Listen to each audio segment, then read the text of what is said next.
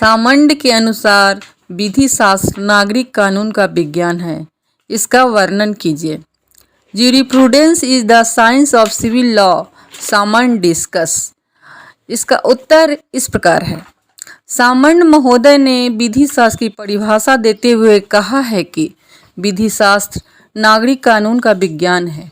विज्ञान से अभिप्राय है सुव्यवस्थित एवं सुसंबद्ध ज्ञान।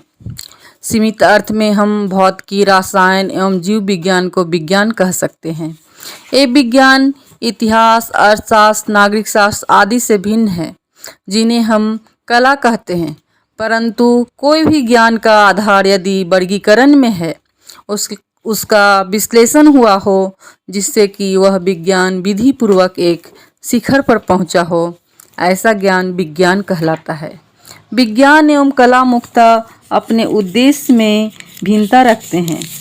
मिल के शब्दों में science takes cognizance of a phenomenon and endeavours to ascertain its law, art purposes to itself and looks out for measure to effect it। नागरिक कानून। सामंड के शब्दों में नागरिक कानून का तात्पर्य एक देश का विधान है। ऐसा विधान नागरिक कानून इसलिए कहलाता है कि उसका निर्माण राज्य द्वारा होता है। इसका नामकरण रोम के जस सिविली से हुआ है। सामंड ने विधि शास्त्र की परिभाषा विज्ञान के रूप में करते समय सुस्पष्ट विधि का जिक्र नहीं किया तथा नागरिक कानून का इस्तेमाल करना अधिक ठीक समझा।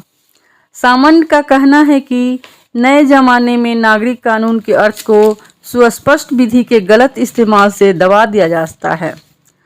जस पोस्टियम का प्रयोग मध्यकालीन विधि शास्त्रियों ने किया था और इस सब से उनका अभिप्राय था वह कानून जो मानव शासन ने बनाया हो अथवा कायम किया हो।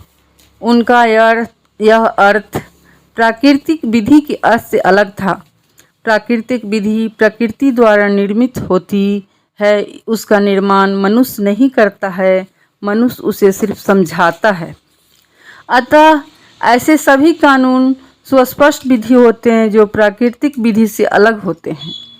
प्रत्येक सुस्पष्ट विधि प्राकृतिक नहीं होती, जैसे कि अंतर्राष्ट्रीय विधि सुस्पष्ट विधि तो है परंतु प्राकृतिक विधि नहीं, क्योंकि अंतर्राष्ट्रीय विधि का निर्माण विभिन्न राष्ट्रों ने मिलकर किया है। नागरिक कानून के दायरे में अंतर्राष्ट्रीय विधि नहीं आता है, क्योंकि नागरिक कानून किसी एक राज्य या एक देश का कानून होता है और अंतर्राष्ट्रीय विधि देशों के मध्य का कानून है। विधि शास्त्री अंतर्राष्ट्रीय विधि को निश्चित विधि नहीं माना।